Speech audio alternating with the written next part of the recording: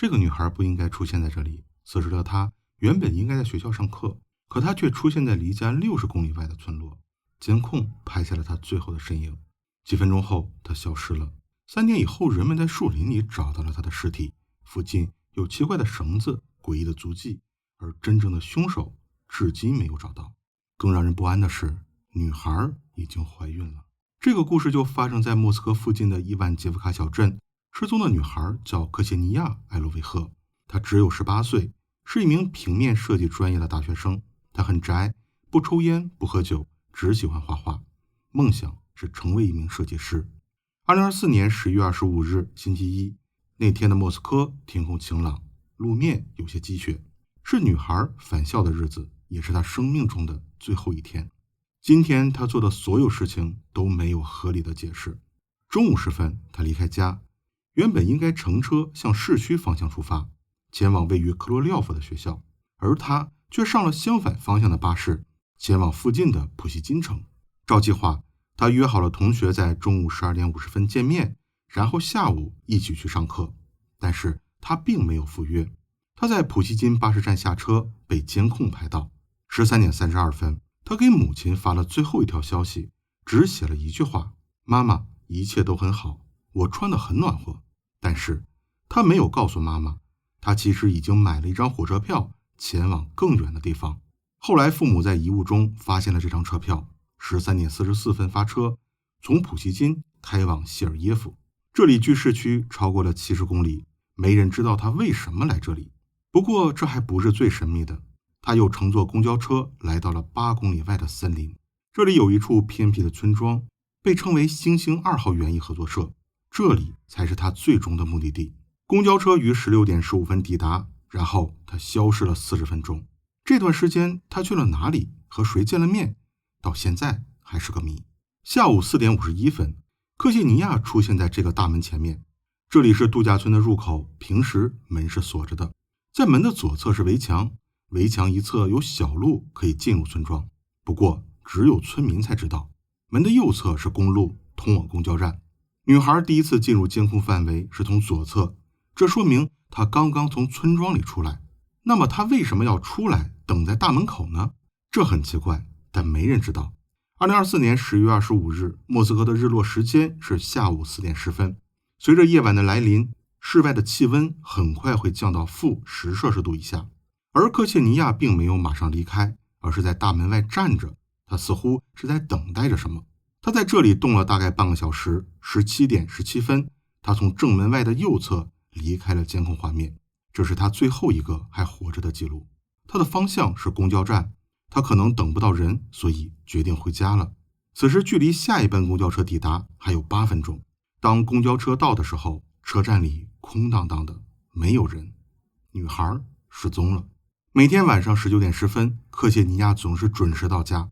他的母亲开始给女儿打电话，但是手机没有人接听。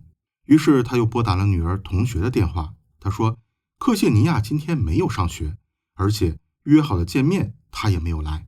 随后母亲又拨打了女孩男友的电话，她的男友叫丹尼斯，两人约会已经4年了。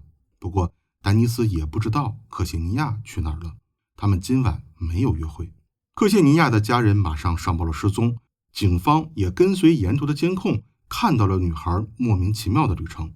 3天以后，11月28日中午，警方在克谢尼亚失踪位置的附近找到了她，在公路后面的森林边缘，吊在一根红色绳子上，已经失去了生命体征。随后一系列无法解释的现象出现在案发现场，让这个案件更加神秘了。首先，女孩的身体早已冻硬了，可她的姿势却是半蹲着的。要知道，绳子是悬挂在2米高的位置，而女孩只有1.6米，所以她如果被吊在半空中，为什么是弯曲着双腿呢？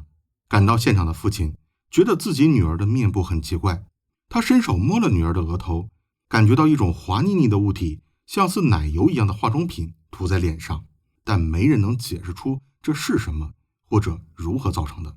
到此为止，这还不是全部疑点。面对女孩死亡的猜测有3个版本。先说第一个警方给出的版本。警方根据监控视频推测，克谢尼亚是自愿来到这里的，没人强迫他，而且他还非常熟悉路线，所以星星2号园区合作社一定与他有某种联系。可能他根本不是第一次来到这里。果然不出所料，克谢尼亚的父亲说，他们家的确与这里有联系。很多年以前，他们就在这个村子里买了一套乡村别墅。当时克谢尼亚还小，每个假期一家人会来乡村别墅度假。不过近几年别墅已经卖掉了，那套别墅里现在住着谁，他们都不知道了。所以克谢尼亚根本没有理由来。根据这条线索，警方给出了本案的第一条推测，克谢尼亚是自杀。他可能是感情上遇到了问题，家庭关系出现了疏远，于是产生了厌世的想法。他回到了曾经生活的地方，回忆起美好的童年，然后在这里按下了自己的生命停止键。克谢尼亚的家人是不接受这个结果的，因为近期克谢尼亚没有表现出任何负面的情绪，而且案发现场用自杀也根本解释不通。就说这根红色的绳子，它系在2米高的地方，克谢尼亚需要爬树才能上去，但是他的衣服却是干净的，没有爬树的痕迹，而且吊在树上的这根红绳有个奇怪的绳结，这引起了所有人的注意。它并不是普通的打结方式，克谢尼亚的父亲找来了一位登山运动员，在登山运动中需要打各种各样的绳结，但是登山者打不出与这里一样的绳结。后来人们想了一个办法，建议这位登山者用左撇子的手法来打绳结，这才终于得到了一个一模一样的绳结。这意味着绳子不是克谢尼亚这个小女孩能绑上去的，而是一个具有专业技能的左撇子。不仅如此，在树的下方还发现了梯子留下的痕迹，一共有2个，其中一个特别清晰。这个绳结需要在树枝上打，所以需要一个稳定的支点，正是这个梯子帮助了他。如果克谢尼亚是自杀，那么谁准备了这个梯子之后又被谁搬走了呢？这不符合逻辑，所以克谢尼亚不是自杀，那晚现场一定还有其他人。10月下旬，莫斯科周边已经下了几场雪了，在克谢尼亚去世的附近，雪地上有一排清晰的足迹，一直延伸到另一条公路上，那边远离村子，没有监控摄像头。在足迹的尽头有一组排水管道，克谢尼亚的父亲在那里看到了骆驼牌的香烟盒，也许那正是凶手的痕迹。于是女孩的父亲提出了第2个版本，克谢尼亚先被信任的人骗到了这里，然后有预谋的杀害了，而这个人就是丹尼斯，克谢尼亚的男友。男友为什么要杀害他呢？就在前不久，克谢尼亚告诉丹尼斯自己怀孕了，可是丹尼斯的表现却让人失望，他没有关心女友，反而说要采取更安全的避孕措施。在这之后，2人的关系就出现了裂痕。俄罗斯并没有明确的法律禁止人工流产，所以克谢尼亚和丹尼斯面临一个选择，是否生下这个孩子。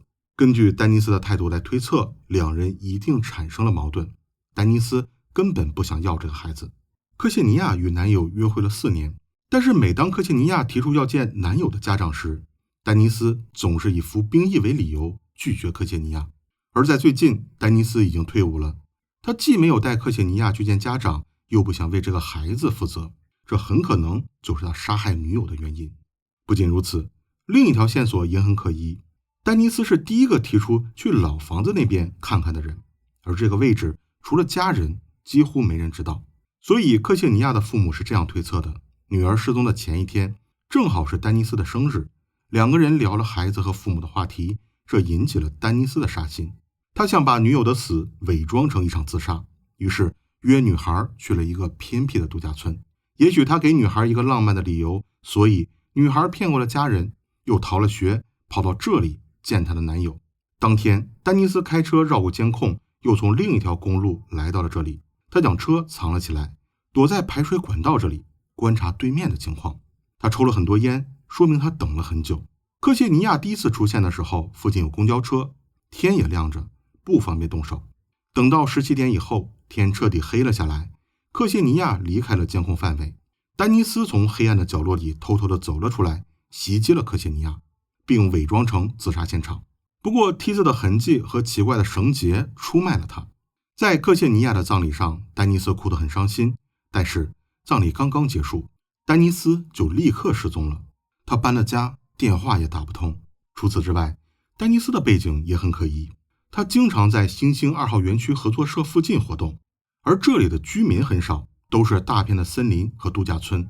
那么他来这里做什么呢？据克谢尼亚的父亲说，他为了寻找女儿的死因，对这个地区进行了调查。他发现附近存在着某些违禁品的地下交易，他怀疑丹尼斯负责兑现业务与非法交易有关。也许克谢尼亚发现了什么，所以对丹尼斯构成了威胁。不过现在并没有直接证据指向丹尼斯，如果现场真的存在一个凶手，他也可能不是丹尼斯呢。可事情就偏偏这么巧，就在发现克谢尼亚的几天以后，人们又在同一片森林里发现了第二具尸体，一个女人，44岁的女巫格玛丽塔·卡纳金娜，靠算命为生。1年前的10月2日，她突然失踪了，没有留下任何线索。当她被找到的时候，同样挂在树上。警方认为她的死因也是自杀，可是这还不是本案最离奇的部分。随后，志愿者们组织了搜索队，对这片被雪覆盖的森林进行了更深入的搜索，于是又找到了第3具尸体，24岁的失踪男性，他叫亚历山大·米沙耶夫，他也在克谢尼亚失踪的前一天失踪了，而且没有什么预兆。不过他是不是也是吊死的呢？这个情况没有正式公布，最新的消息显示死因不明。这3个人都是在同一片森林里被找到，而且都是10月份失踪。那个女巫是在前一年10月份失踪的，2个学生是在第2年10月份失踪的。3个人的死亡原因都很可疑，你猜这是为什么呢？这里是如此调查，我们下期再见。